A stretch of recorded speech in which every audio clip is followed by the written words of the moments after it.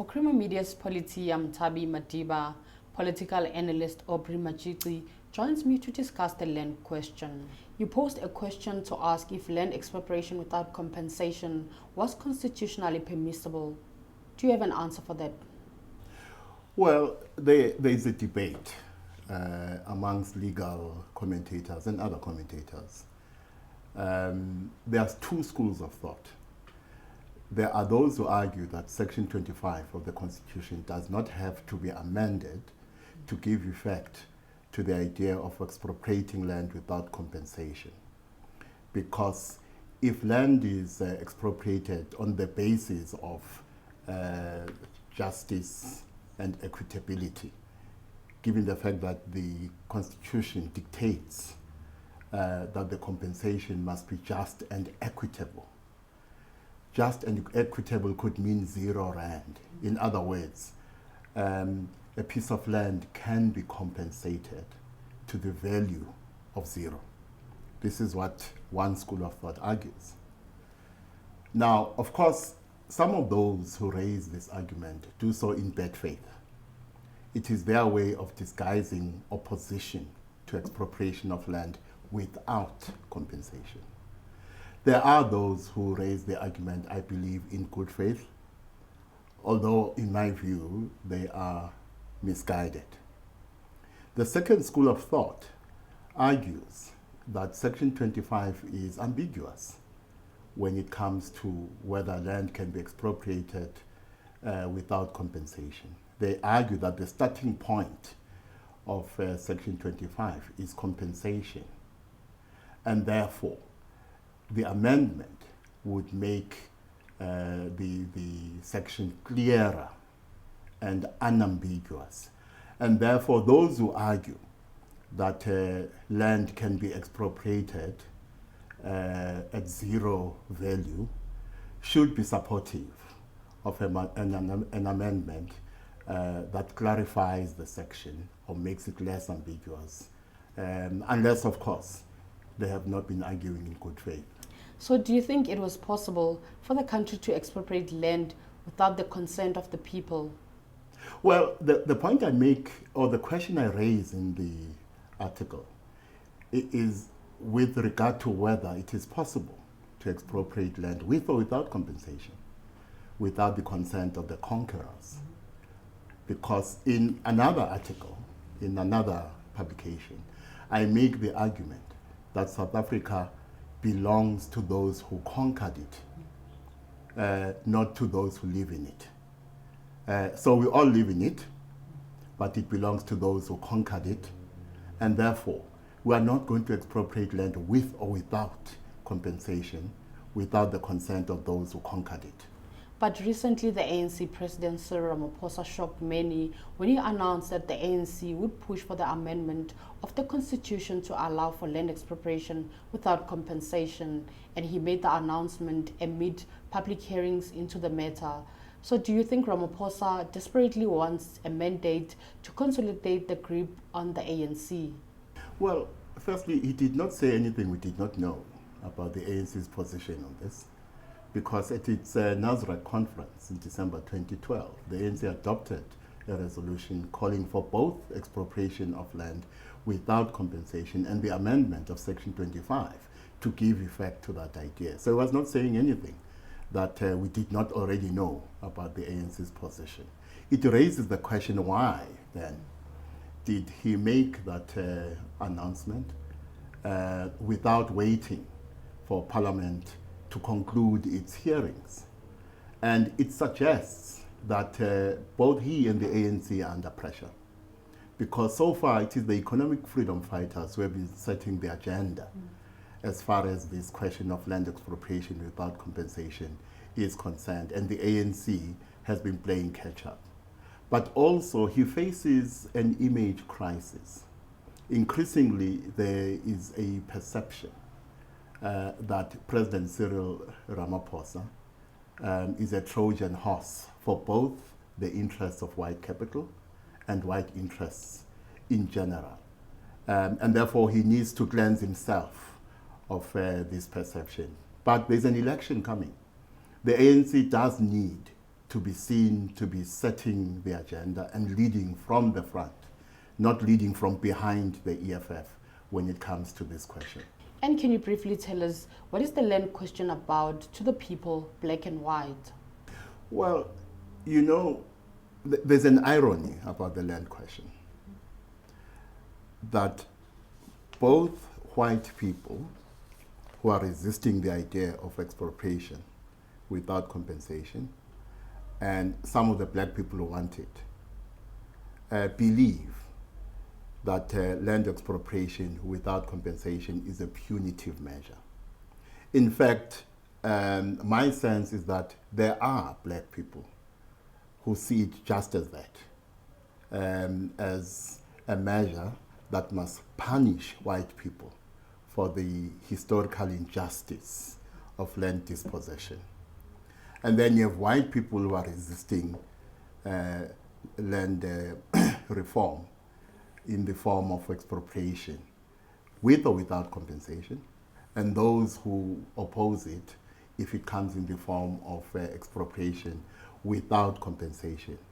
Also motivated by the perception that they are being punished for a sin they did not commit, a sin that was committed by previous generations of conquerors. What do you think are the main reasons behind the land issue, and why is it important now, more than 20 years later? Well, I think the land debate is an indication of the extent to which the gap between reconciliation as a project and reality has widened over the years. So the gap between the aspiration, the desire for reconciliation, and the reality of reconciliation has widened. In other words, the reconciliation project is either failing or has failed, or the project of creating a rainbow nation is failing or has not failed. The project of creating a rainbow nation is failing or has failed. I think that's what the land debate indicates. Secondly, it is about the unfinished business of the political settlement and the extent to which some of the compromises that were made are partly responsible for the gap between what the ANC promises and what it can deliver. And therefore, the impact that has had on a people post-apartheid that thought it would benefit from the amelioration of their material conditions. Do you think political parties were using this land issue to campaign for the 2019 general elections? I think there is an extent to which political parties are using this as a political football for the general election next year. Now, of course, when one looks at what the ANC and the EFF in particular have been saying, it's very clear that for both parties, the land question is going to be a key question around which an attempt will be made to mobilize black votes. Now, of course, for the ANC, there's a conundrum here. The ANC and the EFF cooperated in Parliament on this question. They speak with more or less the same voice on this question in Parliament. Although, of course, the EFF tends to be less ambiguous about this than the ANC. So the conundrum the ANC faces is with regard to whether going forward in the lead up to the 2019 elections, the EFF is a foe or an ally. Because once the election campaigning starts hotting up, it's going to be very difficult for the ANC to project the EFF as an ally on the land question, and the EFF to project the ANC as an ally on the land question. They're going to be competitors. And can you tell us, what does the land question mean to you as an individual? Well, for me, the land question has become controversial because, broadly speaking, too many white people have not come to the party when it comes to acknowledging the historical injustices that black people suffered during colonialism and apartheid. But more importantly, the denial by too many white people that apartheid colonialism is in the present, not in the past. In other words, we still feel and experience the impact of apartheid colonialism even today.